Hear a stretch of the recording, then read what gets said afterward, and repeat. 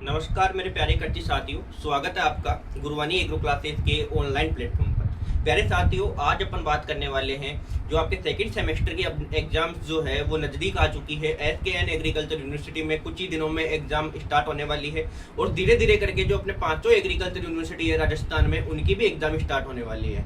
ये क्लासेस उन सभी यूनिवर्सिटीज़ के लिए रहने वाली है जो स्टूडेंट कहीं ना कहीं अपने BSc एग्रीकल्चर सेकंड सेमेस्टर की तैयारी कर रहे हैं और उनकी एग्जाम नज़दीक है। तो आज की इस क्लास में अपन जो आपके सबसे पहली नंबर की जो सब्जेक्ट है जिसका नाम है पर्सनैलिटी डेवलपमेंट, उस सब्जेक्ट की वन शॉट क्लास के बारे में स्टडी करने वाले हैं।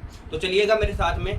उससे पहले अगर आप चैनल पर नए हैं तो चैनल को सब्सक्राइब जरूर से कर दें, क्योंकि यहाँ पर आपको कंप्लीट कंटेंट प्रोवाइड करवाया जाता है। जैसे कि मैंने पिछले सेमेस्टर में आपको बोला था कि जो कंप्लीट वन शॉट क्लास है आपके फर्स्ट सेमेस्टर की वो लाई जाएगी। मैंने कंप्लीट भी उनको करवाया और आप सभी का जो रेस्पॉन्स है वो काफ़ी अच्छा रहा। अब सेकेंड सेमेस्टर की बारी है। उस सेकेंड सेमेस्टर का जो पहला नंबर का सब्जेक्ट है उसका नाम है पर्सनैलिटी डेवलपमेंट। Personality development. ये क्लास आप सभी अपने दोस्तों के पास में भी शेयर करें ताकि वो भी इस क्लास का फायदा उठा सके। ठीक है, इस क्लास को ले सके, अटेंड कर सके, क्योंकि ये क्लास कहीं ना कहीं आप सभी स्टूडेंट्स के लिए जो सेकंड सेमेस्टर के हैं उनके लिए काफ़ी ज़्यादा इंपॉर्टेंट रहने वाली है। क्योंकि वन शॉट क्लास का मतलब क्या होता है? वन शॉट क्लास का मतलब ये होता है कि जो सारा आपका सिलेबस है उसका निचोड़ एक ही जगह कर देना, आपको समझाना अच्छे से। देखो, क्लास के अंदर फटा हर कोई सकता है, लेकिन समझा कितना पा रहा है वो ज़्यादा इंपॉर्टेंस देता है। ठीक है, देखिएगा। सबसे पहले मैं बात करता हूँ कि ये जो पर्सनैलिटी डेवलपमेंट है आखिर ये क्या होता है। इसके अंदर सबसे पहले नंबर का जो अपने पास में वर्ड आ रहा है वो है पर्सनैलिटी। ये पर्सनैलिटी आखिर ये क्या है? ठीक है, तो सबसे पहले अपन बात करते हैं कि ये पर्सनैलिटी जो शब्द है ये कौन सी भाषा का है। लैंग्वेज की बात करें तो लैंग्वेज में आपको ये ध्यान रखना है कि ये लैटिन भाषा का शब्द है। कौन सी भाषा? लैटिन भाषा। सबसे पहले ये ध्यान रखना है लैटिन भाषा के कौन से शब्द से मिलकर बना है। तो शब्द कौन सा हो जाएगा? कौन सा शब्द हो जाएगा? तो यहाँ पर आपको लिखना है पर्सोना। कौन सा शब्द? पर्सोना। इस पर्सोना शब्द का अर्थ क्या होता है? इस पर्सोना शब्द का अर्थ क्या होता है वो आपको ध्यान रखना है। इसका मतलब होता है मास्क, या हिंदी में बोले तो मुखौटा। सबसे पहली ही लाइन आपको यही याद रखनी है। क्या बोला मैंने? कि जो आपके पर्सनैलिटी शब्द है वो लैटिन भाषा के पर्सोना शब्द से लिया गया है, जिसका मतलब क्या होता है? मास्क या मुखौटा। इतनी चीज आपको सबसे पहले याद रखनी है। ठीक है, कि जो पर्सनैलिटी शब्द है वो लैटिन भाषा का है। पूछा जा सकता है आपसे कि जो आपका न्यू टाइप पेपर होता है उसके अंदर पूछा जा सकता है कि पर्सनैलिटी शब्द लिया गया है या पर्सनैलिटी शब्द किस भाषा का शब्द है। तो वहां पर राइट ऑप्शन आपका क्या होगा? लैटिन भाषा। कौन से शब्द से? पर्सोना से। अर्थ क्या होता है? मास्क या मुखौटा। इतनी चीज आपको ध्यान रखनी है। अब अपन बात करते हैं इसकी डेफिनेशन की। किसकी बात करते हैं? डेफिनेशन की। हिंदी में बात करें तो परिभाषा। इसकी परिभाषा देखिएगा। कोई भी व्यक्ति हो उसके आंतरिक और बाह्य जो लक्षण होते हैं उनको अगर अपन जोड़ दे या उनको एक जगह कर दे तो उनको क्या बोलते हैं? आप पर्सनैलिटी बोलते हैं। मैंने क्या बोला? कि कोई भी व्यक्ति है उस व्यक्ति की जो आंतरिक और साथ में ही बाहरी, आंतरिक और साथ में ही जो बाहरी लक्षण है उसके, उनका योग ही क्या कहलाता है?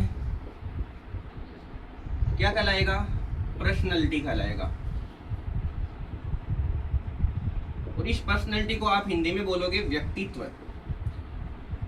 पर्सनैलिटी को हिंदी में क्या बोलते हो? व्यक्तित्व।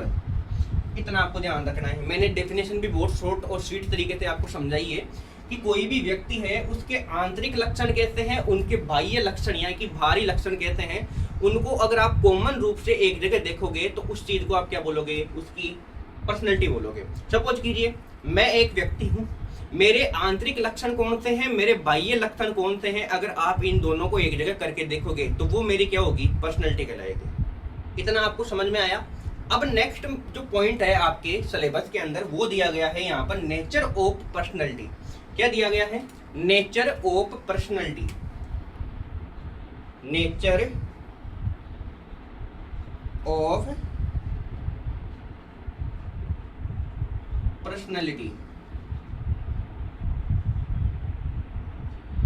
यानी कि जो व्यक्तित्व होता है उसका नेचर कैसा होता है, पर्सनैलिटी का नेचर कैसा होता है। तो इसमें आपको कुछ पॉइंट्स याद रखने हैं, वो पॉइंट्स मैं आपको बता देता हूं कि जो पर्सनैलिटी होती है, इस पर्सनैलिटी में, यानी कि पर्सनैलिटी में विभिन्नताएं पाई जाती है।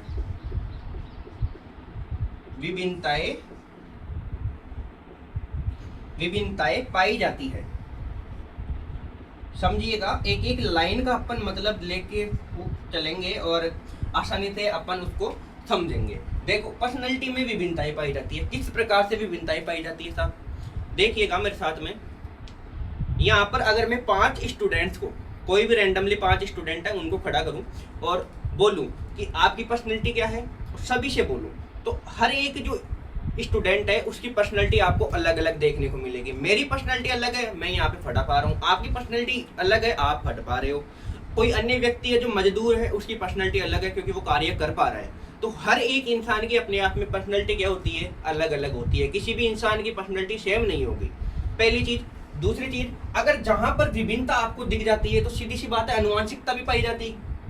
ठीक है, समझिएगा लाइन को कि पर्सनैलिटी में अनुवांशिकता भी पाई जाती है। पर्सनैलिटी में आनुवांशिकता भी पाई जाती है। आनुवांशिकता भी पाई जाती है। किस प्रकार से? समझिएगा, सपोज कीजिए आपके माता पिता के लक्षण, बीच में कैमरा ऑफ हो गया था, तो मैं आपको बता रहा था कि जो पर्सनैलिटी होती है उसमें आनुवांशिकता भी पाई जाती है। ठीक है, नेक्स्ट है पर्यावरण के अनुकूल होती है। पर्यावरण के अनुकूल किस प्रकार से होगी? देखिएगा, पर्यावरण के अनुकूल का मतलब है कि आप जिस एनवायरनमेंट में रहते हो सेम वहीं वैसे ही आप बढ़ जाते हो। ये चीज आपने सुनी है। तो जैसा एनवायरनमेंट आपको मिलेगा, आपकी पर्सनैलिटी उसी के अनुसार ढल जाएगी। अगर आपके पास में अच्छा एनवायरनमेंट है तो आपकी पर्सनैलिटी कहीं ना कहीं अच्छी होगी। अगर एनवायरनमेंट ही आपका अच्छा नहीं है तो आपकी जो पर्सनैलिटी है वो भी अच्छी नहीं होगी भाई। ठीक है, ये चीज आपको ध्यान रखना है। 4th नंबर का पॉइंट है यहाँ पे कि लक्षणों का एकीकरण रखती है। 4 नंबर के क्या है कि जो लक्षण है ना, उस लक्षणों का क्या करती है? ये एकीकरण रखती है, लक्षणों का जुड़ाव रखती है। और यही तो डेफिनेशन अपन ने पढ़ी है कि कोई भी व्यक्ति है उसके आंतरिक और बाह्य लक्षण क्या है, उनका योग, उनका जुड़ाव क्या कहलाता है? पर्सनैलिटी कहलाता है। तो ये चीज आपको समझ में आ गई कि ये लक्षणों का एकीकरण भी रखेगी। एक और सबसे इंपॉर्टेंट है कि सीखा गया ज्ञान होता है। जो पर्सनैलिटी होती है ना, ये पर्सनैलिटी कहाँ से आती है? ये पर्सनैलिटी आती है अपनों से या बड़ों से सीखने पर। ठीक है, यानी कि कोई भी बड़े हैं उनसे अपन सीखते हैं, उसके अनुसार ही अपनी क्या बनती है? पर्सनैलिटी अपने आप में डेवलप होती है। तो ये हो गया नेचर ऑफ पर्सनैलिटी, यानी कि पर्सनैलिटी किस नेचर की होती है। ठीक है, ये 5 पॉइंट आपको याद रखने हैं कि इसमें विभिन्नता पाई जाती है, आनुवांशिकता पाई जाती है, और ये पर्यावरण के अनुकूल होती है और लक्षणों को आपस में जोड़कर रखती है। ये 4 तो आपको कंप्लीटली याद ही रखने हैं। ठीक है, अब अपन बात करने वाले हैं कि जो पर्सनैलिटी होती है उसके प्रकार कितने होते हैं। ठीक है, तो यहाँ पर नेक्स्ट पॉइंट है आपके लिए कि types of personality. Types of personality, यानी कि जो पर्सनैलिटी है या व्यक्तित्व है उसके प्रकार। तो देखिएगा, ये बेसिकली कितने प्रकार की होती है भाई? 3 प्रकार की होती है। कौन सी? पहली है आपके समाज शास्त्रीय व्यक्तित्व या समाज शास्त्रीय पर्सनैलिटी। दूसरी कौन सी है? शारीरिक पर्सनैलिटी। दूसरी कौन सी है? शारीरिक पर्सनैलिटी। और तीसरी कौन सी है? मनोवैज्ञानिक पर्सनैलिटी। मनोवैज्ञानिक, इंग्लिश में आपको इनको बिल्कुल अच्छी तरीके से याद रखना है। समाज शास्त्रियों को आप बोलेंगे सोशल पर्सनैलिटी, इसको बोलेंगे आप फिजिकल पर्सनैलिटी, इसको बोलेंगे आप साइकोलॉजिकल पर्सनैलिटी। ये इतना आपको ध्यान में रखना है। कितने प्रकार की होती है पर्सनैलिटी? तीन प्रकार की। कौन सी? पहली समाजशास्त्रीय, दूसरी शारीरिक और तीसरी मनोवैज्ञानिक। पहले नंबर की अपन बात करते हैं कौन सी? समाजशास्त्रीय। पहले नंबर पर कौन है? समाज शास्त्रीय पर्सनैलिटी। देखिएगा, समाज शास्त्रीय पर्सनैलिटी में है कि ये समाज के अनुसार अपना व्यक्तित्व होता है, यानी कि ऐसे व्यक्ति जो समाज के अनुसार चले। इसमें कौन आएंगे भाई? ऐसे व्यक्ति जो किसके अनुसार चले? समाज के अनुसार चले। इसमें पहला नंबर का जो व्यक्ति होगा वो होगा एक तो सौंदर्य प्रेमी। कौन सा? सौंदर्य प्रेमी। ये क्या करेगा? सौंदर्य प्रेमी जो है वो व्यक्ति प्रकृति की सुंदरता में रुचि रखेगा। आपको याद रखना है कि पहली जो कोई भी व्यक्ति होता है उसकी जो पहली पर्सनैलिटी का प्रकार होता है वो कौन सा होता है? समाज शास्त्रीय। वो ज्यादा इंटरेस्ट किस में रखता है? समाज में रखता है। जैसे सौंदर्य प्रेमी, तो ये प्रकृति की जो सुंदरता है, प्रकृति की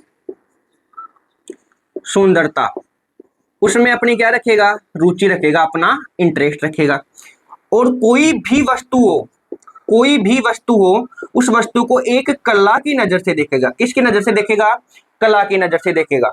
कोई भी व्यक्ति जो कि प्रकृति की सुंदरता में अपनी रुचि रखता हो और कोई भी वस्तु हो उसको कला की नजर से देखता हो, कैसा व्यक्ति कहलाएगा रे? सौंदर्य प्रेमी व्यक्ति कहलाएगा। ठीक है। दूसरा प्रकार का व्यक्ति होगा इसमें सामाजिक। कैसा व्यक्ति होगा? सामाजिक व्यक्ति। ये सामाजिक व्यक्ति क्या करेगा? ये समाज में अपना इंटरेस्ट रखेगा और इस समाज की भलाई करने की सोचेगा। समाज में अपना इंटरेस्ट रखेगा और समाज की भलाई करने की सोचेगा और स्वार्थी नहीं होता है। ये समाज की भलाई के लिए कार्य करता है। ठीक है। तीसरे प्रकार का जो व्यक्ति होगा वो तीसरा प्रकार का व्यक्ति होगा आपके राजनीतिक। भाई समाज के अंदर कैसे कैसे व्यक्ति होते हैं वो अपन पढ़ रहे हैं। तीसरा प्रकार का व्यक्ति कौन सा होगा? राजनीतिक, जो कि क्या करे? राजनीति करे, राजनीति करे और साथ में ही शासन करने के अंदर अपना इंटरेस्ट रखे, शासन करने में अपना इंटरेस्ट रखे, ऐसा व्यक्ति राजनीतिक व्यक्ति। 4 नंबर पर जो आता है इसका प्रकार वो आता है धार्मिक व्यक्ति। भाई समाज के अंदर धार्मिक व्यक्ति भी तो होंगे। ये क्या करेंगे? ये सीधा मंदिरों पर विश्वास करेंगे और मंदिर पूजा करेंगे। ठीक है, मंदिरों पे विश्वास रखेंगे, भगवान पे विश्वास रखेंगे और मंदिर पूजा अपनी करते हैं। ठीक है। 5वां नंबर का जो अगर कोई व्यक्ति होगा तो वो होगा आपके आर्थिक व्यक्ति। कौन सा व्यक्ति रहे? आर्थिक व्यक्ति। आपको दिख तो पा रहा है ना यहाँ तक? आर्थिक व्यक्ति ये क्या करेगा? ये ओनली और ओनली धन कमाने की सोचेगा, मनी कमाने की सोचेगा। ये क्या करेगा? धन कमाने की सोचेगा, पहली चीज। दूसरी चीज, इस व्यक्ति को क्या रहेगी? टेंशन रहेगी कि ज्यादा से ज्यादा मूल्य कैसे अर्जित किया जा सकता है। ऐसा व्यक्ति भी होता है अपने मार्केट में, अपने समाज में, कि वो क्या करता है? वो ज्यादा धन कमाने की सोचता है। उसको केवल अपने आप से मतलब होता है, धन से मतलब होता है और उसको टेंशन लगी रहती है कि मैं किस प्रकार से ज्यादा पैसे कमा सकता हूं। तो ऐसे व्यक्ति कौन से होंगे? आर्थिक व्यक्ति। नेक्स्ट इसका प्रकार 6 नंबर पर, 6 नंबर का जो प्रकार है वो है व्यवहारिक व्यक्ति। कौन सा व्यक्ति रहे? व्यवहारिक। नाम से ही पता लग रहा है। व्यवहारिक व्यक्ति क्या करेगा? ये समाज से व्यवहार बनाएगा अपना, समाज में अच्छा व्यवहार बनाएगा अपना। क्या करेगा? समाज में अच्छा अपना व्यवहार बनाएगा। ये आपको याद रखना है। 7 नंबर पे कौन सा व्यक्ति आता है? रूढ़ि मुक्त। 7 नंबर पे कौन सा व्यक्ति आता है रे? रूढ़ि मुक्त व्यक्ति। देखो ये व्यक्ति क्या करेगा? ये नया अनुभव तलाशते हैं, मतलब नया आविष्कार करते हैं। रूढ़ि मुक्त व्यक्ति क्या होते हैं? नया आविष्कार करने में अपना इंटरेस्ट रखते हैं। नया आविष्कार करने में अपना क्या रखेंगे? इंटरेस्ट रखेंगे। इसी प्रकार से व्यक्ति आता है रचनात्मक। 8 हो गए ना? रचनात्मक व्यक्ति भी आता है आपके समाजशास्त्र पर्सनैलिटी में। ठीक है। तो रचनात्मक व्यक्ति क्या करेगा? नई नई रचनाएं करता है, नई रचनाएं करता है ये। ठीक है। आपको ऊपर ऊपर से थोड़ा थोड़ा ध्यान रखना है ना? एग्जाम्पल पूछे तब आपको ये एग्जाम्पल लिख के आना है। देखो एक व्यक्ति आता है आपके सिद्धांतवादी। सुना होगा आपने, सिद्धांतवादी। ये क्या करता है? ये व्यक्ति केवल अपने सिद्धांतों पर चलता है, सिद्धांतों पर चलता है। सिद्धांतों के अलावा और किसी चीज से इसको मतलब नहीं होता। तो समाज शास्त्र के अंदर आपको ये याद रखना, समाज शास्त्री जो पर्सनैलिटी होती है ना, उसमें एक ऐसा व्यक्ति होता है जो समाज में इंटरेस्ट रखे, उसकी पर्सनैलिटी अपने आप में अलग होगी। दूसरा व्यक्ति होता है जो सौंदर्य प्रेमी हो, है ना, वो सौंदर्य प्रेमी यानी कि प्राकृतिक चीजों में अपना इंटरेस्ट रखे, तो उसकी जो पर्सनैलिटी है वो प्रकृति के अनुसार ही होगी। तीसरी है ऐसा व्यक्ति जो समाज के भलाई के लिए सोचे, उसकी पर्सनैलिटी अलग होगी बजाय किसके, सौंदर्य प्रेमी के।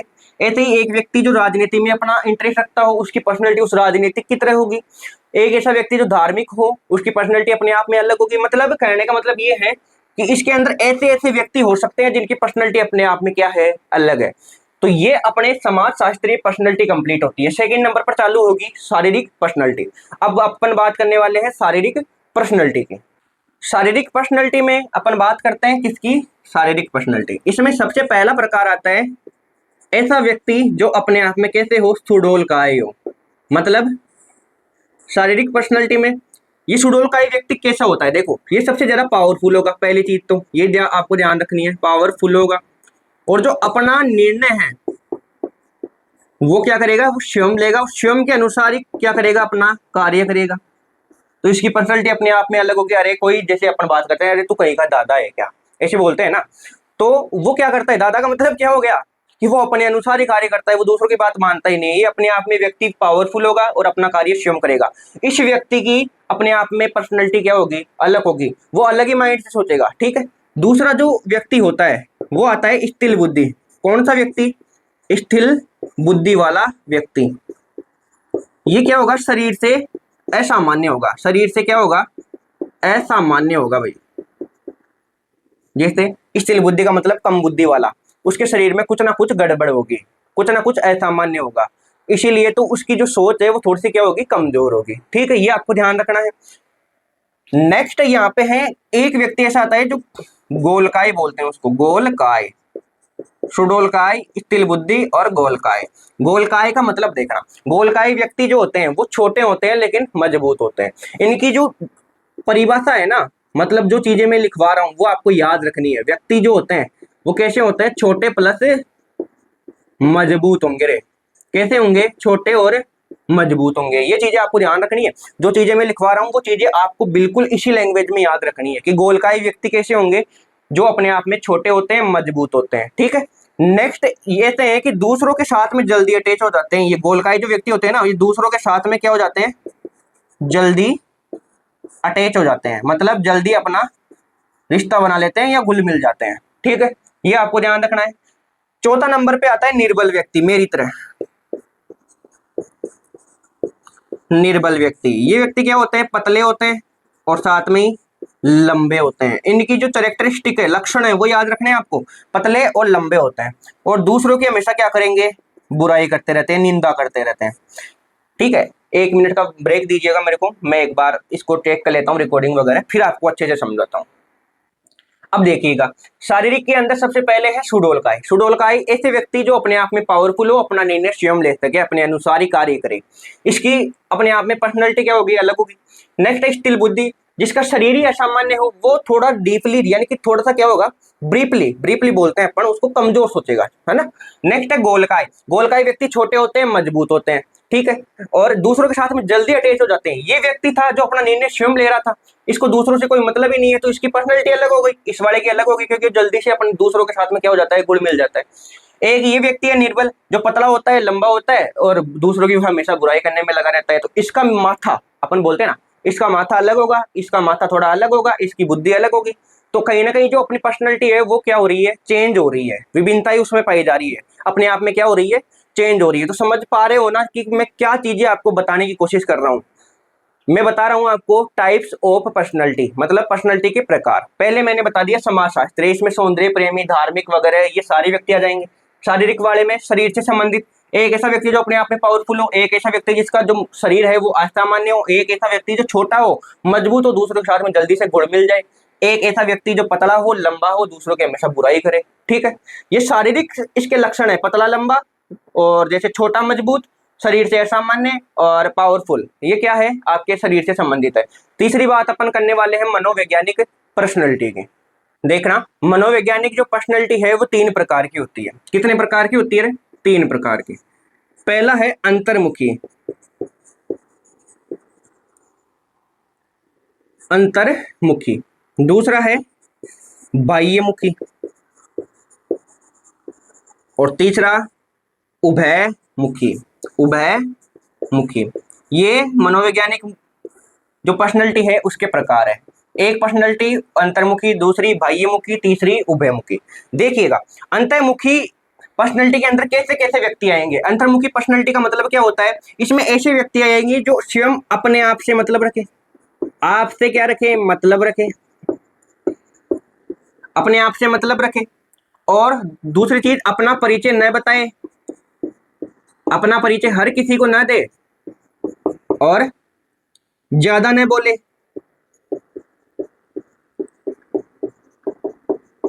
और साथ में बोले तो उनको क्या आए, शर्म आए। ये व्यक्ति अंतर्मुखी व्यक्ति कहलाते हैं। मनोवैज्ञानिक मन के अनुसार अपन सोचे तो ऐसे व्यक्ति जो कम बोले, ज्यादा बोले तो उसको शर्म आए, अपना परिचय किसी को भी ना बताए और अपने आप से ही मतलब रखे, ऐसे व्यक्ति होते हैं ना। अरे समाज में ऐसे व्यक्ति भी होते हैं ना जो स्वयं अपने आप से मतलब रखते हैं, बहुत कम बोलते हैं, है ना, बोले तो उनको शर्म आती है। वो व्यक्ति कैसे कहलाते हैं, कैसे व्यक्ति होते हैं, वो अंतर्मुखी व्यक्ति। बाह्यमुखी इसका सेम उल्टा, जो दूसरों से भी मतलब रखे, आपसे तो मतलब रख ही रहे हो, दूसरों से भी मतलब रखे, और अपना जो परिचय है वो बिना बताए सबको दे दे, कोई पूछे ना उससे पहले अपना परिचय दे दे, ज्यादा बोल ले, है ना, और शर्म भी उनको बिल्कुल ना आए। ऐसे व्यक्ति भी होते हैं समाज में जो दूसरों से मतलब भी रखते हैं, अपने खुद से मतलब तो है ही, दूसरों से मतलब भी रखते हैं, अपना परिचय हर किसी को दे देते हैं बिना बताए, और ज्यादा बोलते हैं, शर्म भी उनको नहीं आती बिल्कुल भी। तो ऐसे व्यक्ति भी होते हैं, उनको क्या बोलते हैं, बाह्यमुखी। तो अब से आपके सामने ऐसा कोई व्यक्ति नजर आए ना, तो आप उनको डायरेक्ट ही बोल देना कि आप किस प्रकार की पर्सनैलिटी डेवलप करते हैं या मेजर करते हैं, बाह्यमुखी पर्सनैलिटी, ठीक है। उभयमुखी में क्या होता है, उभयमुखी इन दोनों का ही कॉमन रूप है। उभयमुखी क्या होता है, समाज में विश्वास होता है। ये ऐसे व्यक्ति होते हैं जो समाज पे विश्वास करते हैं। किस पे विश्वास करें, समाज पे विश्वास करें, और ज्यादा दोस्त तो उनके पास में ज्यादा ग्रुप्स बनाएगी। ये ऐसे व्यक्ति होते हैं जो ज्यादा ग्रुप्स बनाते हैं अपनी तरह, और इनके पास में ज्यादा क्या होते हैं, दोस्त होते हैं, ठीक है, और ज्यादा बातचीत होती है। ग्रुप्स होंगे, दोस्त होंगे तो सीधी सी बात है ज्यादा भी बातचीत होगी। तो ये किसके प्रकार हो गए, आपके मनोवैज्ञानिक पर्सनैलिटी के किसके प्रकार हो गए, मनोवैज्ञानिक पर्सनैलिटी के। कौन कौन से, अंतर्मुखी, बाह्यमुखी, उभयमुखी, इनको छापो। नेक्स्ट टॉपिक की अपन या पॉइंट की बात करते हैं, वो है आपके कि पर्सनैलिटी को प्रभावित कौन कौन से कारक करते हैं। पर्सनैलिटी को प्रभावित करने वाले कारक, ये क्वेश्चन आपके एग्जाम में पूछा जाता है भैया। लगभग 4 से 5 बार ये क्वेश्चन रिपीट हो चुका है, 4-5 बार ये क्वेश्चन रिपीट हो चुका है भाई, इस चीज का ध्यान रखना। ये सब्जेक्ट 5th दिन कमेटी के अनुसार भी चलती है। 6th दिन कमेटी में पिछले 2 से 3 बार ये पेपर हो चुका है लगभग, तो उनमें भी ये क्वेश्चन रिपीटेड आपको मिलेगा, ठीक है। देखो सबसे पहले पर्सनैलिटी को प्रभावित कौन कौन से कारक कर सकते हैं, तो सबसे पहले इसमें है आनुवांशिकता। आनुवांशिकता पॉइंट लिखूंगा ही, समझाऊंगा मैं मुंह से, ठीक है, समझने की कोशिश करना, ध्यान से सुनना। आनुवांशिकता, आनुवांशिकता कैसे प्रभावित करेगी, आपके माता पिता के लक्षण अलग है, आपके स्वयं के लक्षण अलग है, उनकी पर्सनैलिटी अलग है, आपकी पर्सनैलिटी अलग है, तो पर्सनैलिटी कहीं ना कहीं क्या हो रही है, चेंज हो रही है भैया। क्या हो रही है, चेंज हो रही है। अगर पर्सनैलिटी आनुवांशिकता ही अलग है तो डेफिनेट सी बात है पर्सनैलिटी क्या होगी, इफेक्ट होगी, प्रभावित होगी। समझ में आ गया। आनुवांशिकता में कौन सा पॉइंट आपको लिखना है, ये चीज समझ लो आप। आपके माता पिता की पर्सनैलिटी अलग है, आपकी पर्सनैलिटी अलग है, दोनों में डिफरेंस पाया गया। ये डिफरेंस से क्या कहलाएगा, इस पर्सनैलिटी को इफेक्ट करेगा, पहली चीज। दूसरी चीज पारिवारिक पृष्ठभूमि, पारिवारिक पारिवारिक पृष्ठभूमि, इसका मतलब क्या होता है, देखो जो परिवार का बैकग्राउंड है वो भी कहीं ना कहीं पर्सनैलिटी को इफेक्ट करता है। सपोज कीजिए परिवार ऐसा है, कमजोर परिवार है अपने आप में, उसकी पर्सनैलिटी भी उन्हीं के अनुसार डल जाती है। एक ऐसा परिवार जो अमीर खानदान का हो, ठीक है, तो उसकी पर्सनैलिटी थोड़ी अलग होगी, ठीक है, वो अच्छे कपड़े पहनेगा, अच्छा रहेगा। एक ऐसा व्यक्ति जिनके पास में खुद के पास में खाने के लिए अच्छा पर्याप्त साधन हो और वो अपना जीवन गुजारा करते हो, ठीक है, उनकी पर्सनैलिटी थोड़ी अलग देखने को मिलेगी। मिलती है कि नहीं मिलती, आपने भी देखा होगा समाज के अंदर ये चीजें। तो ये पारिवारिक पृष्ठभूमि में क्या करती है, इस पर्सनैलिटी को इफेक्ट करती है। तीसरा है कि किन लोगों से आप बात करते हैं।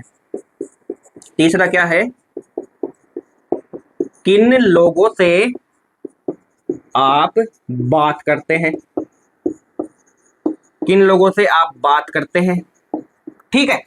और उनका स्वभाव कहता है, ये भी लिख लेना भाई साथ ही, उनका स्वभाव कहता है। देखो आप बहुत सारे स्टूडेंट्स इस क्लास को देख रहे होंगे, आप अलग अलग स्टूडेंट से अन्य, जैसे मैं बात करूँ दोस्तों से अच्छे से बात करते हो, ठीक है। अब सभी करते हैं ये चीजें, तो आप किन लोगों से बात करते हैं, उनका स्वभाव कहता है। अगर उनका स्वभाव थोड़ा सा गर्म रहा तो डेफिनेट सी बात है, अगर आप उनके साथ में एक साथ रह लो। जैसे मैं बात करूं, ये चिंटू है भाई, ठीक है, और ये मिंटू है। चिंटू का जो स्वभाव है वो क्या है, थोड़ा सा गर्म है, इसका स्वभाव थोड़ा सा ढीला है। अगर ये मिंटू इसके साथ में 1 साल के लिए रह लेता है तो इस मिंटू का स्वभाव भी कैसा हो जाएगा, गर्म वाला ही हो जाएगा, ठीक है। तो किन लोगों से आप बात करते हो, उनका स्वभाव कैसा है। अगर स्वभाव के अनुसार क्या होता है, पर्सनैलिटी हमेशा चेंज होती है, ये चीज आपको ध्यान रखनी है। चौथे नंबर पे है संस्कृति। संस्कृति अलग अलग स्थान पर, 1 मिनट का टाइम दीजिएगा। हाँ भाई, तो अलग अलग स्थान पर अलग अलग संस्कृति होती है।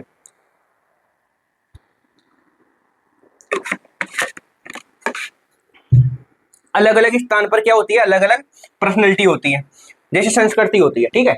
तो ये संस्कृति कैसे इफेक्ट करेगी, ये संस्कृति क्या करती है, जैसे अपने बात करते हैं आपके समाज में, हिंदू समाज में अलग संस्कृति होती है, मुस्लिम समाज में अलग संस्कृति होती है। मुस्लिम समाज जो है वो अपने आप में अलग रूप से जो त्योहार वगैरह है वो मनाता है, तो उनकी पर्सनैलिटी अलग अपने आप में क्या होगी, अलग होगी। हिंदू समाज की पर्सनैलिटी क्या होगी, अलग होगी। सिख समाज थोड़ा अलग हो गया, ठीक। तो ये संस्कृति है, ये भी पर्सनैलिटी को क्या करती है, इफेक्ट करती है। पांचवी चीज सबसे इंपॉर्टेंट, पर्यावरण। ये तो कैसे इफेक्ट करता है मैंने बता दिया अच्छे से एग्जांपल से। आप जिस पर्यावरण में रहेंगे, जिस एनवायरनमेंट में आप रहेंगे, वैसा ही आप ढल जाओगे, ठीक है। तो पर्यावरण अच्छा रहेगा, पर्सनैलिटी अच्छी रहेगी, पर्यावरण खराब, पर्सनैलिटी खराब। तो ये 5 पॉइंट आपको विशेष तौर पे याद रखने हैं पर्सनैलिटी को इफेक्ट करने वाले। पहला आनुवंशिकता, दूसरा पारिवारिक पृष्ठभूमि, तीसरा आप किन लोगों से बात करते हैं, चौथा आपका एनवायरनमेंट कैसा है, पांचवा आपकी संस्कृति कैसी है। नोट कर लो। आपके पर्सनैलिटी से संबंधित कुछ सिद्धांत चलते हैं, कुछ थ्योरी चलती है। जैसे बायोलॉजी के अंदर थ्योरी चलती है ना, कि ये वाला सिद्धांत इन्होंने दिया, फिर वो फेल हो गया, उसके बाद में नया वैज्ञानिक आया, उन्होंने नया सिद्धांत दिया। वैसे ही पर्सनैलिटी के अंदर अपने आप में नए नए सिद्धांत चलते हैं, उन सिद्धांत की अपन बात कर लेते हैं, ठीक है। और उनमें से एग्जाम में कौन कौन से सिद्धांत पूछे जाते हैं, कौन से पूछे गए हैं, कौन सा इंपोर्टेंट है, तीनों ही चीजें मैं आपको बताने वाला हूं। तो यहाँ पे लिखिएगा पर्सनैलिटी के सिद्धांत, पर्सनैलिटी के सिद्धांत या theory of personality, theory of personality. तो इसमें सबसे पहला जो सिद्धांत है वो आता है ट्रेट थ्योरी। कौन सा, TRAIT, THORY। इसको बोलते हैं लक्षण या विशेषताएं, लक्षण या विशेषता का सिद्धांत, लक्षण या विशेषता का सिद्धांत। थोड़ी सी हैंड राइटिंग ऐसे ही रहेगी क्योंकि मैं थोड़ा तेज चलने की कोशिश कर रहा हूं, ठीक है। लक्षण या विशेषता का सिद्धांत, देखो ये सिद्धांत सबसे पहले आपको ये याद रखना है हर एक सिद्धांत में कि कौन सा सिद्धांत किन्होंने दिया, क्योंकि ये वैज्ञानिक है, इनका नाम आपके न्यू टाइप क्वेश्चन में पूछा जाता है, क्वेश्चन आएगा तो इन्हीं में से आएगा। तो ट्रेट थ्योरी दी गई भाई, याद रखना है आपको। ट्रेट थ्योरी किन्होंने दी, गोल्डन ओलपोर्ट, गोल्डन ओलपोर्ट ये वैज्ञानिक थे, इन्होंने ट्रेट थ्योरी दी, लक्षण या विशेषता का सिद्धांत दिया। इन्होंने क्या बताया, सुनना, कि लोगों में ऐसे लक्षण होते हैं जो उस व्यक्ति की विशेषता बताते हैं। ये क्या बोल रहे हैं, इन्होंने बताया कि कोई भी व्यक्ति है ना, उसके अंदर ऐसे लक्षण होंगे, क्या होंगे, ऐसे लक्षण होंगे जो उस व्यक्ति की विशेषता को बताते हो।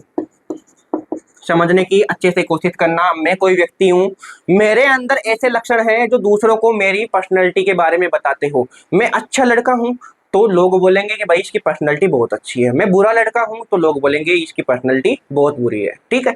तो ये सिद्धांत क्या कह रहा है कि कोई भी व्यक्ति होते हैं उसमें ऐसे लक्षण पाए जाते हैं, वही लक्षण उसकी विशेषता बताते हैं, ठीक है, समझ में आया। दूसरे नंबर का जो थ्योरी है या सिद्धांत है वो आ जाता है आपके पास में बायोलॉजिकल थ्योरी। इसको बोलते हैं आप जैविक सिद्धांत, लिख लेना हिंदी में भाई, इतना टाइम नहीं है लिखने का मेरे पास में, तो आप लिख लेना जैविक थ्योरी या जैविक सिद्धांत इसको बोलते हैं। देखो जैविक सिद्धांत सबसे पहले वही सेम चीज दिया किन्होंने, दिया किन्होंने तो हंस आइंसेक नामक वैज्ञानिक ने, हंस आइंसेक नामक वैज्ञानिक ने ये दिया। इन्होंने क्या बताया? इन्होंने बताया कि जो व्यक्तित्व होता है ना, जो पर्सनैलिटी होती है ना, बायोलॉजी, कल में बायोलॉजी की बात होगी, तो जो पर्सनैलिटी होती है वो कंट्रोल किनसे होती है? वो जीन द्वारा कंट्रोल होती है। हंस आइंसेक ने क्या बताया कि जो व्यक्ति की पर्सनैलिटी होती है वो किनके द्वारा कंट्रोल होती है? जीन के द्वारा। और पर्सनैलिटी में क्या पाई जाती है? आनुवंशिकता पाई जाती है। ये चीज तो अपन ने पहले भी तो पढ़ ली, पर्सनैलिटी में आनुवंशिकता पाई जाती है, विभिन्नता पाई जाती है। यही चीज आपके बायोलॉजिकल थ्योरी में दी गई। बस खाली आपको ये चीज ध्यान रखनी है कि पर्सनैलिटी कंट्रोल किससे होती है? जीन से। आपको पता ही है कि पर्सनैलिटी में आनुवंशिकता भी पाई जाती है, विभिन्नता भी पाई जाती है। कैसे पाई जाती है? ये चीज मैंने आपको शुरुआत में ही समझा दी। इनको नोट कर लो। फिर तीसरी अपन सिद्धांत की बात करते हैं। तीसरे सिद्धांत की अपन बात करते हैं। तीसरा सिद्धांत है सामाजिक सिद्धांत। इस सामाजिक सिद्धांत को दिया किसने? अल्बर्ट बुंड्रा नामक वैज्ञानिक ने। ये वैज्ञानिक का नाम आपको अच्छे से याद होना चाहिए। चार ही आपके क्या है? सिद्धांत है आपके सिलेबस में। वो चारों सिद्धांत आपको A to Z याद होने चाहिए। ये सिद्धांत में से एक क्वेश्चन डेफिनेटली आएगा और मैं बता दूंगा कौन से सिद्धांत या कौन सा जो आपका थ्योरी है उसके अंदर से सबसे ज्यादा क्वेश्चन पूछे जाने वाले हैं। लेकिन वैज्ञानिकों का नाम आपको अच्छे से याद होना चाहिए, कंटेस्ट मुंह पर याद होना चाहिए। ठीक है, देखो ये अल्बर्ट बुंड्रा द्वारा दिया गया है। इसमें बताया गया है कि कोई भी व्यक्ति होती है उसकी पर्सनैलिटी है ना, वो समाज की शिक्षा से बनती है। सामाजिक सिद्धांत में क्या बताया गया कि कोई भी व्यक्ति होती है या कोई भी व्यक्ति होता है, उसकी पर्सनैलिटी किससे डेवलप होती है? समाज की शिक्षा के द्वारा उसकी पर्सनैलिटी बनती है। यानी कि कोई भी व्यक्ति होता है वो समाज से कुछ नया सीखता है, उसके द्वारा ही उसकी पर्सनैलिटी का निर्माण होता है। ये किसमें बताया गया? सामाजिक सिद्धांत में। और सबसे इंपॉर्टेंट आप इसके ट्रिपल स्टार लगा लेना, सबसे इंपॉर्टेंट सिद्धांत कौन सा है? मानवतावादी सिद्धांत। ये दिया किसने? कोल रोजर्स और अब्राहम मास्लो। इसको मास्लो का सिद्धांत भी बोला जाता है, ये भी ध्यान रखिएगा। मास्लो का सिद्धांत किसे बोलते हैं? वो आपके मानवतावादी सिद्धांत को बोलते हैं। इसमें क्या बताया गया कि व्यक्ति है वो स्वयं की इच्छा के अनुसार कार्य करता है। मानवतावादी सिद्धांत में क्या बताया गया कि व्यक्ति है वो स्वयं की इच्छा के अनुसार कार्य करता है। तो पहला सिद्धांत कौन सा? ट्रेट थ्योरी, लक्षण या विशेषता का सिद्धांत। दूसरा बायोलॉजिकल थ्योरी, जैविक सिद्धांत। तीसरा समाज का सिद्धांत और चौथा मानवतावादी सिद्धांत। इन चारों के आपको वैज्ञानिकों के नाम रखने और साथ में आपको क्या करना है कि किस किस में कौन कौन सी विशेषता आपके आने वाली है, वो चारों आप बिल्कुल कॉपी और पेन लेके बैठ जाना, उनको याद कर लेना। ये क्वेश्चन आपको डेफिनेटली देखने को मिलेगा। ठीक है, अब बात करते हैं साथियों अपन सबसे इंपॉर्टेंट आपके सिद्धांत कौन सा? मास्लो का आत्म साक्षात्कार सिद्धांत सबसे इंपॉर्टेंट है आपके सिलेबस में और ये क्वेश्चन आपके डेफिनेटली पूछा जाएगा, ये मेरी गारंटी है। मास्लो का आत्म साक्षात्कार सिद्धांत देखो दिया किसने? Abraham Maslow. पीछे अपन ने बात कर चुके अपन। और इसमें जो पर्सनैलिटी होती है वो व्यक्ति की स्वयं की इच्छा अनुसार होती है। जैसा व्यक्ति कार्य करेगा उसी अनुसार उसकी पर्सनैलिटी डेवलप होगी। ये चीज आपने पढ़ ली पीछे। ठीक है, इसमें क्या होता है? देखो सबसे इंपॉर्टेंट यही है लाइन। सबसे इंपॉर्टेंट लाइन कौन सी है? इसमें जो व्यक्ति होता है ना वो अपनी इच्छा या आवश्यकताएं क्या करता है? पूर्ण करता है। इसमें व्यक्ति होता है वो अपनी आवश्यकताएं क्या करता है भाई? पूर्ण करता है। ठीक है, इसमें देखो सबसे पहले व्यक्ति क्या करेगा? इसमें एक पिरामिड चलता है, इस पिरामिड का ध्यान रखिएगा। इसमें व्यक्ति सबसे पहले क्या करेगा? उसकी सबसे बड़ी आवश्यकता क्या होती है? भोजन। तो सबसे पहले वो भोजन अर्जित करेगा। उसको जैसे ही भोजन मिलता है वो दूसरी स्टेप पे जाएगा। कौन सी? खुद की सुरक्षा करेगा और जो समाज है उससे प्रेम करेगा। समाज के अंदर प्रेम भावना भी होती है, तो समाज के अंदर वो क्या करेगा? खुद की सुरक्षा करेगा और प्रेम भावना करेगा। उसके बाद में लास्ट में जाकर वो एक व्यक्ति जो है जिन्होंने पहले भोजन अर्जित किया, दूसरे नंबर पर सुरक्षा और प्रेम, तीसरे नंबर पर फिर वो जाकर क्या कहलाएगा? आत्म साक्षात्कार व्यक्ति कहलाएगा। ठीक है, तो अब्राहम मास्लो ने क्या किया कि कोई भी व्यक्ति है अगर वो अपनी आवश्यकताएं पूर्ण कर लेता है तो वो व्यक्ति अपने आप में क्या कहलाता है? आत्म साक्षात्कार। मतलब वो खुद का डिसीजन खुद ले सकता है, एक परिपक्व व्यक्ति या परिपूर्ण व्यक्ति कहलाता है। तो आपको समझ में आ गया कि मास्लो का आत्म साक्षात्कार सिद्धांत क्या कहलाता है कि इसमें व्यक्ति अपनी इच्छा पूरी करते हैं या आवश्यकताएं पूरी करते हैं। पहली इच्छा भोजन, दूसरी सुरक्षा और प्रेम, फिर थर्ड स्टेप पर लास्ट में जाकर वो व्यक्ति पूर्ण रूप से क्या कहलाएगा? आत्म साक्षात्कार कहलाएगा। ये पिरामिड आप ऐसे के ऐसे उतार लेना। अगर ये सिद्धांत पूछे ना, ये पिरामिड जरूर से लिख के आना, ये वाली लाइन आपको जरूर से लिख के आनी है। ठीक है, आपके सिलेबस में एक छोटा सा पॉइंट और दिया गया है। वो पॉइंट क्या है कि कोई भी बड़ा व्यक्ति होता है उसके 5 लक्षण बताइए। ये क्वेश्चन आता है। तो बड़े व्यक्ति के 5 लक्षण कौन कौन से होते हैं वो अपन एक ट्रिक के माध्यम से समझेंगे। ट्रिक क्या है? OCEAN, इसको आप ओकेन भी बोल सकते हो। क्या बोल सकते हो रे? ओकेन भी आप इसको बोल सकते हो। इसमें ओ का मतलब क्या होता है? बड़ा व्यक्ति हमेशा ओपननेस होता है, बड़ा व्यक्ति हमेशा खुलापन रखता है, मतलब वो किसी के दबाव में नहीं रहता है। दूसरी चीज शी बराबर कर्तव्यनिष्ठ, वो हमेशा अपने कार्य को लेके कर्तव्यनिष्ठ होता है, वो कार्य को लेके अपने में सीरियस रहता है, ठीक है। तीसरी चीज ई बराबर बहिर्मुक्ता। बहिर्मुक्ता का मतलब क्या हो गया? बहिर्मुक्ता का मतलब हो गया जो बात करे और ज्यादा बात करे, शर्म बिल्कुल भी ना रखे, अपना परिचय सबको दे, वो चीजें अपने पढ़ी है ना पीछे, तो उसमें क्या पाई जाए? उस व्यक्ति के अंदर बहिर्मुक्ता पाई जाए। ए बराबर सहमति, वो अपनी सहमति स्वयं करे, ऐसे नहीं दुनिया के ऊपर विश्वास करे, दुनिया से ही अपनी सहमति लेना, वो स्वयं की सहमति अपने अनुसार लेता है। एन व्यक्ति की भावना, व्यक्ति की भावना से यहाँ पे मतलब है कि उस व्यक्ति के मन में कितनी पॉजिटिविटी भरी हुई है, उस व्यक्ति के मन में कितनी पॉजिटिविटी भरी हुई है। तो एक बड़ा व्यक्ति कब कहलाएगा? जब वो उसमें खुलापन का भाव हो, वो स्वयं के कार्य के लिए कर्तव्यनिष्ठ हो, उसमें बहिर्मुखता का गुण हो, उसमें खुद के डिसीजन लेने की सहमति हो, और व्यक्ति की भावना, व्यक्ति की भावना मतलब उसमें पॉजिटिविटी हो। ऐसे नहीं कोई व्यक्ति नेगेटिविटी सोचता है तो वो बड़ा व्यक्ति बन जाएगा भाई। तो 5 लक्षण आपको बड़े व्यक्ति के याद रखने हैं। और मैं बात करूं तो ट्रिक क्या हो जाएगी? ओकेन इसकी ट्रिक हो जाएगी, ये आप नोट कर लो। नेक्स्ट आपके एक टाइपोलॉजी इंडिकेटर नाम का टॉपिक दिया गया है, उसमें लिखा हुआ है कि मायर्स ब्रिग्स की टाइपोलॉजी इंडिकेटर। ये क्वेश्चन भी आपके पूछा जाता है, तो इस क्वेश्चन की अपन अब चर्चा करने वाले हैं। अब देखिएगा, मायर्स और ब्रिग्स की टाइपोलॉजी इंडिकेटर, देखो मायर्स ब्रिग्स की टाइपोलॉजी इंडिकेटर, इसके बारे में सबसे पहले है कि ये काम किस में आता है? तो ये जो व्यक्ति होता है कोई भी, उसकी पर्सनैलिटी का टेस्ट करने में काम आता है भाई। कोई भी व्यक्ति है, उस व्यक्ति की पर्सनैलिटी टेस्ट करने में कौन सा इंडिकेटर काम में आता है, क्वेश्चन पूछा जा सकता है। तो मायर्स ब्रिग्स की टाइपोलॉजी इंडिकेटर काम में आता है, ठीक है। नेक्स्ट है, ये दिया किसने? तो कार्ल जंग नामक वैज्ञानिक ने इसको दिया। इन्होंने बताया कि कोई भी व्यक्ति होता है ना, उस व्यक्ति में 16 प्रकार की क्या पाई जाती है? पर्सनैलिटी पाई जाती है। कोई भी व्यक्ति होता है उसमें 16 प्रकार की पर्सनैलिटी पाई जाती है। ये किन्होंने बताया? ये कार्ल जंग ने बताया अपने कौन से इंडिकेटर में? मायर्स ब्रिग्स की टाइपोलॉजी इंडिकेटर में, ठीक है। इन्होंने ये बताया कि कोई भी व्यक्ति होता है इसमें 16 प्रकार की पर्सनैलिटी तो पाई जाती है, लेकिन उसमें 4 प्रकार की विरोधी विशेषता भी पाई जाती है। मतलब 4 प्रकार की ऐसी विशेषता पाई जाती है जो इन 16 प्रकार की जो पर्सनैलिटी के प्रकार है इनका विरोध करती है। तो वो 4 प्रकार की विरोधी विशेषताएं कौन सी है? ये इंपॉर्टेंट है इसमें।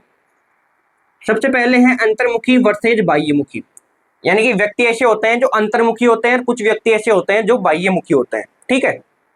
अंतर्मुखी का मतलब सेम वही चीज आ गई, अंतर्मुखी।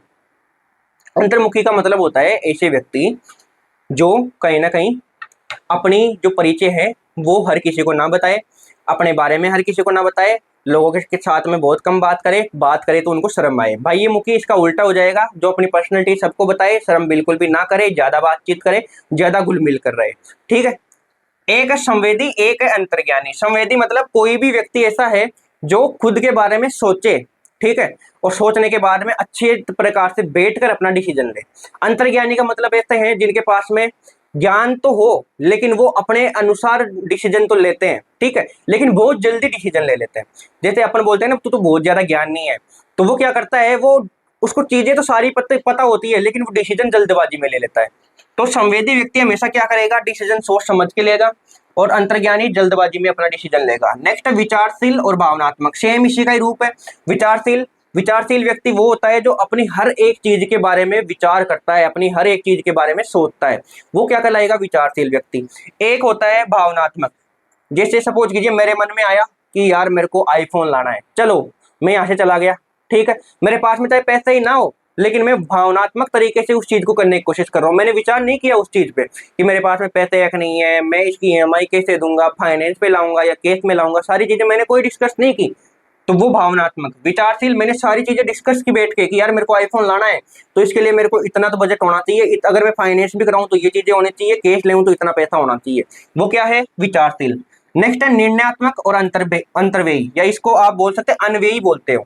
निर्णयात्मक, कोई भी व्यक्ति निर्णय लेकर अपना कार्य करे। जैसे सपोज कीजिए मेरे मन में आया कि यार मैं आईफोन लूं, ठीक है, तो मैं मेरे दोस्त के पास में जाऊंगा, मैं पूछूंगा कि यार ये चीजें मुझे लेनी चाहिए या नहीं लेनी चाहिए, उसका निर्णय होगा अगले का।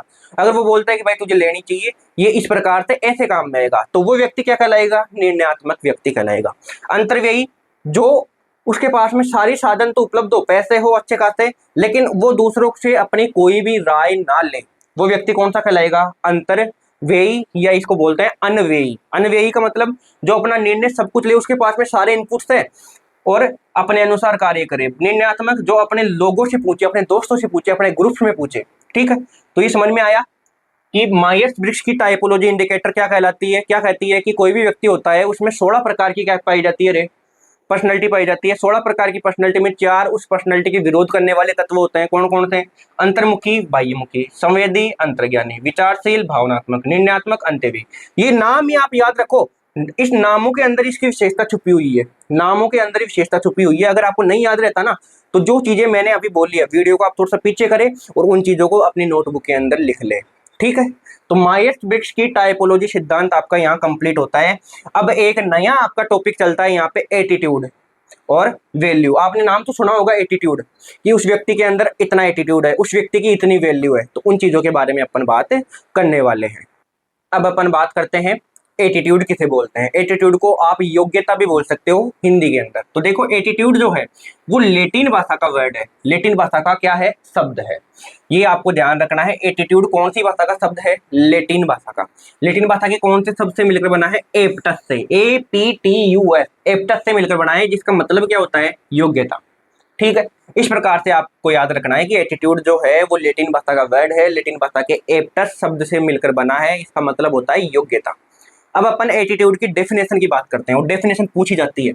जो आपके छोटे क्वेश्चन आते हैं ना, तीसरे नंबर का जो क्वेश्चन आता है उसमें छोटे क्वेश्चन आते हैं, उनमें एटीट्यूड की डेफिनेशन आपसे पूछी जा सकती है कि कोई भी व्यक्ति होता है ना, उस व्यक्ति की भावना, विश्वास और उसका व्यवहार, उस व्यक्ति की क्या क्या भावना है, उस व्यक्ति का विश्वास कैसा है, उस व्यक्ति का व्यवहार कैसा है, अगर इनको अपन एक जगह रख दे तो वो क्या कहलाती है, उस व्यक्ति की एटीट्यूड कहलाती है, उस व्यक्ति की योग्यता कहलाती है। सपोज कीजिए मैं हूं, तो मेरे अंदर कौन सी भावनाएं हैं, मैं पॉजिटिव सोच रहा हूं या नेगेटिव। दूसरी चीज, मेरा व्यवहार कैसा है लोगों के साथ में। तीसरी चीज, विश्वास। देखो, आपने सुना होगा, अगर किसी भी व्यक्ति का व्यवहार अच्छा नहीं होता ना, वो अपने आप में ज्यादा सोचने की कोशिश करता है, ज्यादा पॉजिटिव रहने की कोशिश करता है, तो लोग बोलते हैं इसमें तो एटीट्यूड आ गया। बोलते हैं कि नहीं बोलते। मतलब अगर आप अच्छे रहोगे दुनिया की नजरों में, तो लोग बोलेंगे इसका एटीट्यूड अच्छा है, ये बंदा अच्छा है, या ये लड़की अच्छी है। ठीक है, अगर आप थोड़ा सा भी अप जाने की कोशिश करें, ऊपर जाने की कोशिश करें, लोग बोलने लग जाते हैं कि इसमें एटीट्यूड आ गया। वही चीजें हैं कि आपका लोगों के प्रति व्यवहार कैसा है, आपको उन लोग, जो लोग हैं उनमें आप, मैं बात करता हूँ विश्वास कैसा है आपका, या भावना कैसी है, यानी कि आपकी भावनाएं, आप पॉजिटिव सोचते हैं या नेगेटिव सोचते हैं। लोगों के प्रति आपका विश्वास कैसा है, लोगों के प्रति आपका व्यवहार कैसा है, ये तीनों चीजों का कॉमन समूह क्या कहलाता है, एटीट्यूड कहलाता है। ठीक है, समझ में आया। अब अपन बात करते हैं टाइप्स ऑफ एटीट्यूड। किसकी बात करते हैं, types of attitude. Type of attitude, पहला नंबर का जो एटीट्यूड आता है वो आ जाता है पॉजिटिव एटीट्यूड।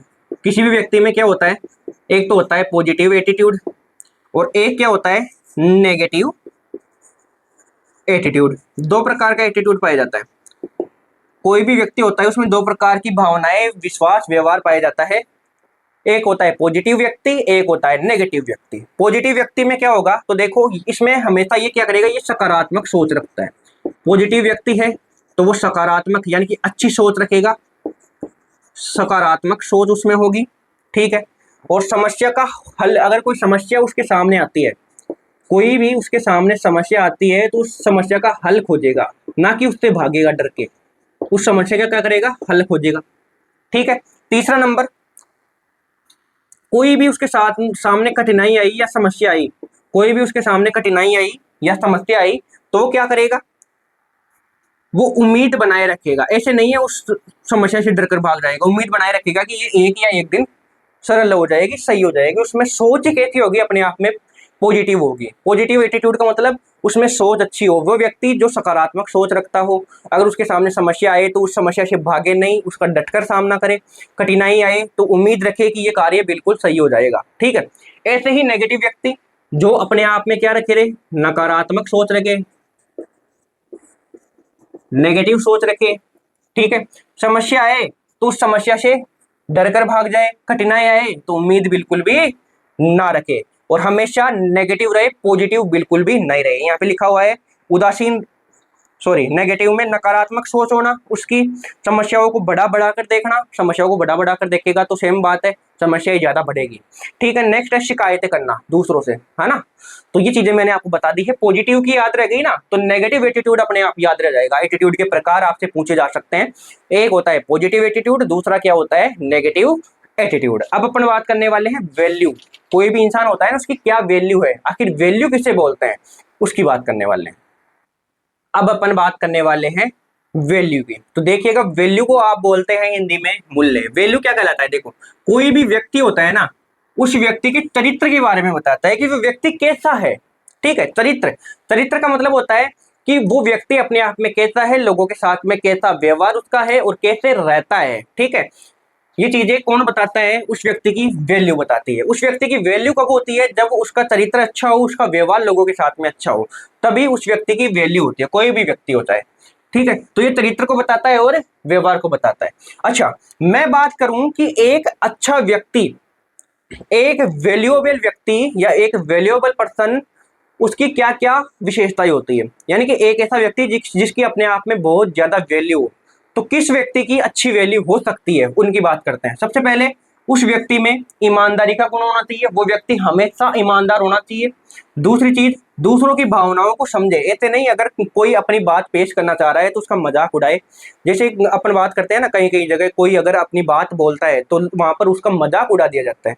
वो व्यक्ति अपने आप में कोई वैल्यू ही नहीं रखता भाई, कोई भी वैल्यू नहीं रखता। अगर वो दूसरों की भावनाओं को समझ रहा है, अपने आप में ईमानदारी रख रहा है, उसमें अनुशासन है ना, अनुशासन है उसमें, वो दूसरों का सम्मान करे और कोई भी जिम्मेदारी ले, उस जिम्मेदारी को अच्छे से निभाए, वो ही व्यक्ति क्या कहलाएगा, अपने आप में एक वैल्यूएबल पर्सन कहलाएगा। तो ये चीज आपके अंदर भी होनी चाहिए।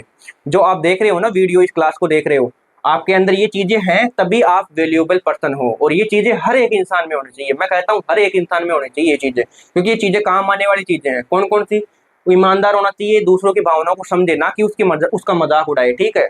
अपने आप में अनुशासन होना चाहिए और अपने आप में उस दूसरों के प्रति सम्मान होना चाहिए, कि कोई भी व्यक्ति होता है, छोटा हो चाहे बड़ा हो, सम्मान सबका जरूरी है, ठीक है। और जिम्मेदारी से अपना काम कंप्लीट करे, वो व्यक्ति क्या कहलाता है, वैल्यूएबल पर्सन कहलाता है। तो ये है कि एक वैल्यूएबल, एक मूल्यवान व्यक्ति बनने के लिए क्या क्या विशेषताएं होनी चाहिए, वो चीज भी मैंने आपको बता दी। और वैल्यू किसे बोलते हैं ये भी बता दी, कि कोई भी व्यक्ति होता है उसका चरित्र कैसा है, उसका व्यवहार कैसा है। ये कौन का, यानी कि कौन डेफिनेशन इसको समझा सकता है, वैल्यू इसको समझा सकता है, ठीक है। ये चीजें मैंने आपको बता दी है वैल्यू के बारे में, एटीट्यूड के बारे में। अब नेक्स्ट अपना टॉपिक यहाँ पे लिया गया है सीखना, लर्निंग बोलते हैं उसको, सीखने को क्या बोलते हैं, लर्निंग। तो ये मैं आपको यहाँ पे बता दूं क्या, यहाँ पे देखो लर्निंग के बारे में देख लो, एक पॉइंट आपके यहाँ पे दिया गया है लर्निंग, लर्निंग के बारे में दिया गया है। लर्निंग को आप हिंदी में बोलते हो सीखना, इसको आप हिंदी में क्या बोलते हो रे, सीखना, ठीक है। देखो, व्यक्ति अपने अनुभव प्लस योग्यता से व्यवहार में परिवर्तन लाता है। इसमें क्या होता है, व्यक्ति है ना, कोई भी व्यक्ति है, वो अपने अनुभव से और साथ में अपनी योग्यता से क्या करता है, व्यवहार में परिवर्तन लाता है,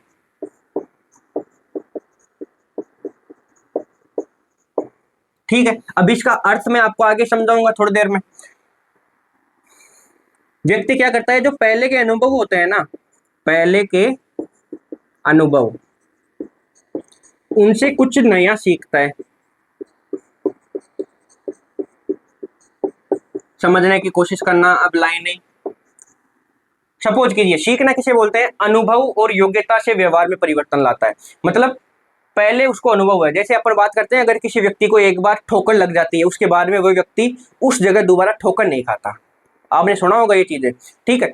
तो पहले का क्या अनुभव था उसका, और फिर उसके अंदर, उस व्यक्ति के अंदर कैच करने की कितनी कैपेसिटी है। आपको बोले कि आप सीखना किसे बोलोगे, तो आपका अनुभव कैसा है और आप उस चीज को कितना कैप्चर कर पा रहे हो, और उसके द्वारा आप अपने व्यवहार में कैसे परिवर्तन। जैसे सपोज कीजिए मेरा व्यवहार थोड़ा सा गर्म है, ठीक है, तो मैंने ये सोचा अनुभव के आधार पर कि यार वो फलाना फलाना जो लड़का है उसका व्यवहार अच्छा है, तो तो उसने क्या क्या किया होगा, क्या अपने अंदर भी वो कैपेसिटी है, वो योग्यता है अपने अंदर, फिर उन दोनों को मिलाकर मैंने व्यवहार में परिवर्तन किया, मेरा जो व्यवहार गर्म था उसको मैंने शीतल बनाया, ठंडा बनाया। ठीक है, तो ये क्या है, मैंने कुछ ना कुछ सीखा, या पहले के अनुभव से कुछ नया सीखना।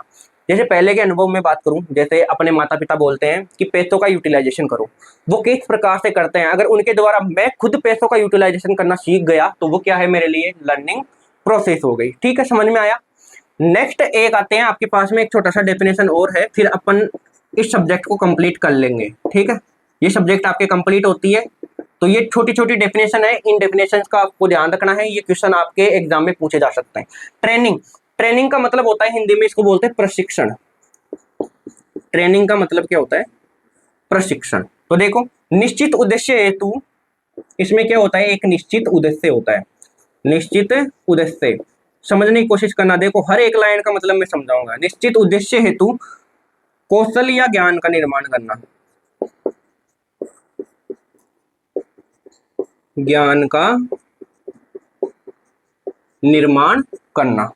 देखो, निश्चित उद्देश्य हेतु कौशल या ज्ञान का निर्माण करना कैसे, प्रशिक्षण किसे कहते हैं। सब सपोज कीजिए मेरा निश्चित उद्देश्य यह है कि मैं एक टीचर बनना चाहता हूँ। ठीक है, उस टीचर के लिए मेरे पास में क्या स्किल्स है और क्या नॉलेज है, उसका निर्माण करना। ठीक है, मैं टीचर बनना चाहता हूँ, मैं टीचर बनने के लिए अच्छी स्किल्स का निर्माण करूंगा और अच्छे ज्ञान का निर्माण करूंगा कि मेरे को इस प्रकार से टीचर बनना है। मैं यहाँ पे व्हाइट बोर्ड पे आकर आपको पढ़ा रहा हूँ, मेरे को क्या बोलना है, ये चीज मेरी स्किल्स हो गई। मैं किस प्रकार से आपको समझा पा रहा हूँ, ये मेरा ज्ञान हो गया, नॉलेज हो गया। तो मेरा निश्चित उद्देश्य क्या रहा, टीचर बनना। मेरे पास में स्किल्स है, ज्ञान है, उनका निर्माण करूंगा, और वही क्या कहलाती है, प्रशिक्षण। अरे आपने देखा होगा आपके आसपास के अंदर कोई टीचर ट्रेनिंग कॉलेज होगी, वहां पे उनको ट्रेन किया जाता है। जैसे सैनिक होते हैं ना, उनको भी ट्रेन किया जाता है, पहले गोली चलाना सिखाते हैं। उनको उद्देश्य क्या होता है कि अपन जो अपने आतंकवादी होते हैं उनको किस प्रकार से मार सकते हैं, तो उनको गोली चलाना सिखाते हैं, उनको टैंक चलाना सिखाते हैं, उनको भागना सिखाते हैं, दौड़ लगाना सिखाते हैं, सारी चीजें सिखाते हैं। तो वो क्या होती है, उनको ट्रेन किया जाता है, उनको ट्रेनिंग दी जाती है। ठीक है, तो वो ये निश्चित उद्देश्य के लिए कोई भी कौशल या ज्ञान का निर्माण करना है, ज्ञान के बारे में सीखना, क्या कहलाता है, ट्रेनिंग कहलाता है। एक एक आपकी छोटी सी डेफिनेशन और आती है, यहाँ पे लिख लेना, इंटेलिजेंस। ये डेफिनेशन जो है ना, ये एक ही जगह में करवा देता हूँ आपको। इंटेलिजेंस, एक छोटी सी डेफिनेशन, 1 मिनट।